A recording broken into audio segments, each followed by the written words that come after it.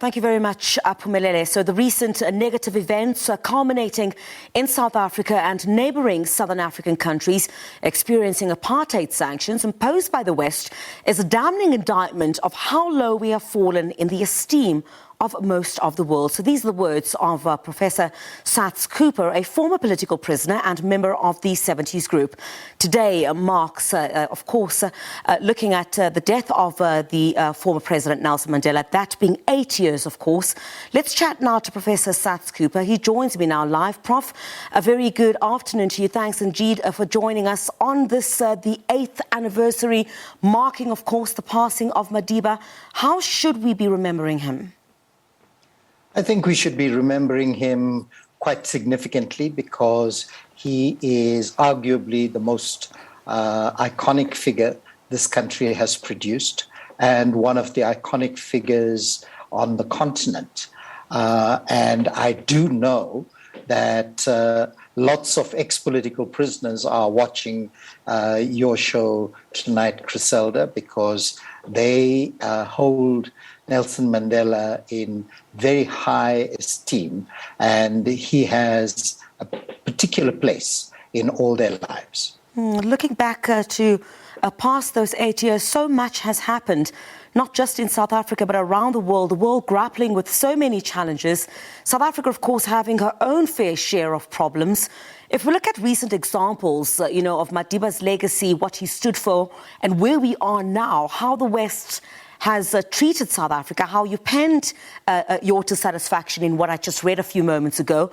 I mean, for example, scientists here in South Africa speaking out about the new variant Omicron, and I speak about this in particular because that is what the world is grappling with at the moment. The treatment of South Africa following those sentiments shared by our scientists here.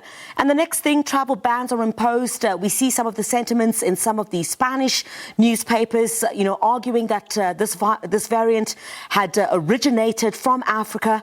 I mean, at a time like this, is it not that decisive leadership of Mandela that we would have needed? Well, look, we need to acknowledge that there's actually a very middling leadership in most of the world's countries. And in Africa, this is also true.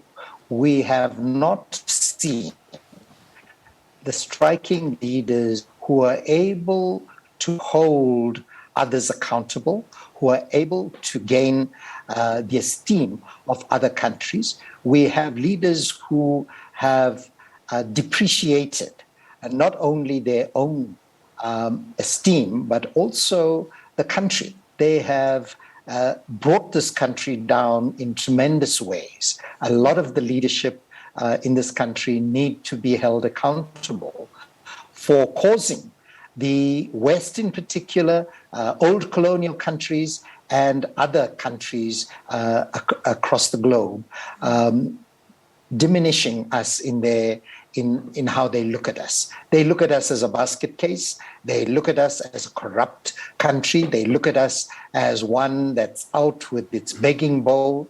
And yet, they extract from us our raw materials without let. They're able to continue in their stock exchanges throughout the world to show profits from what they extract from us. And we have been allowing them to get away with this for too long. The neo-colonial approach to this country has been allowed to grow over the last few years. And unfortunately, unless we're able to recoup our own esteem amongst ourselves first, we won't be able to get that esteem from the other countries. You touched on accountability, but how else should we restore? How do we rise above when there is such a great sense of defeat, hopelessness, lost pride, and in particular amidst a pandemic that continues to ravage not just South Africa, but many around the world, such a sense of destruction at this point, in particular amongst the mass? Well, look, we should have engaged with our Southern African leadership.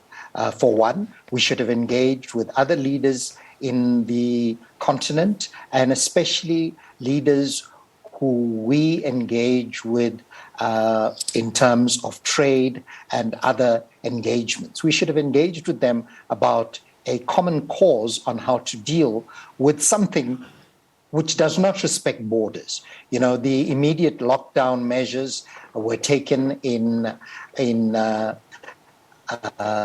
way to, as if the virus knew border controls, as if the virus understood that they should not enter a particular port or country. It is a virus that is airborne. The science is very clear on it, and therefore we needed a regional approach to this. We still don't have that.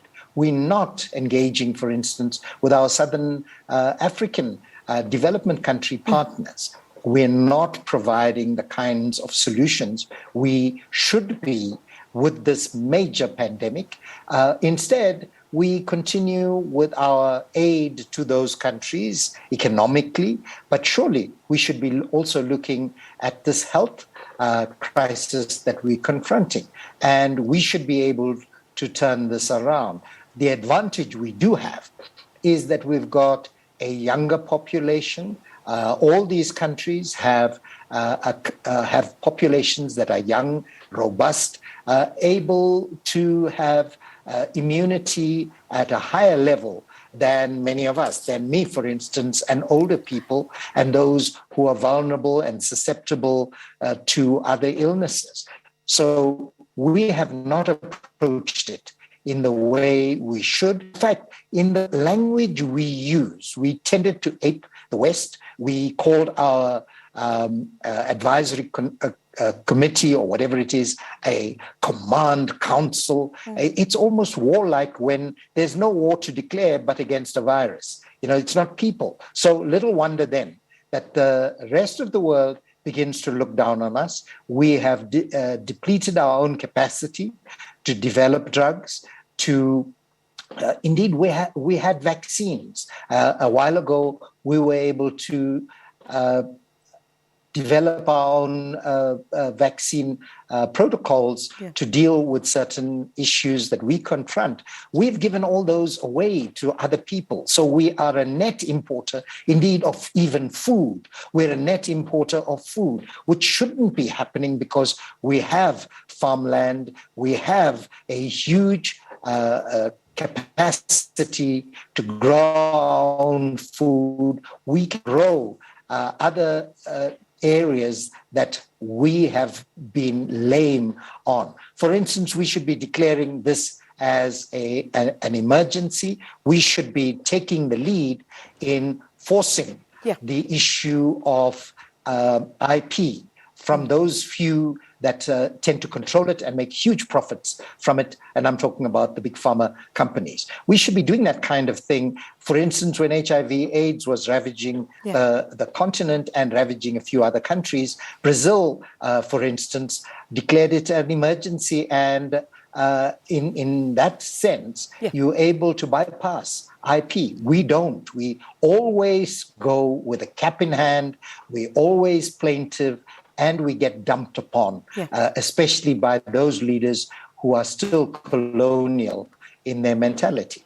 Prof, we've run out of time, but we really do appreciate you taking time to speak to us here on the programme. Thank you very much indeed. Professor Saths Cooper talking to us, of course, 8 years on since the passing of former President Nelson Mandela, and certainly not only being looked at here in South Africa, but around the world. Can you believe it? It's already been 8 years. If we look at the current state of what's happening in the world, what would Madiba have said, especially with the health crisis that is currently gripping the world? Thank you very much indeed for speaking to us. Let's continue.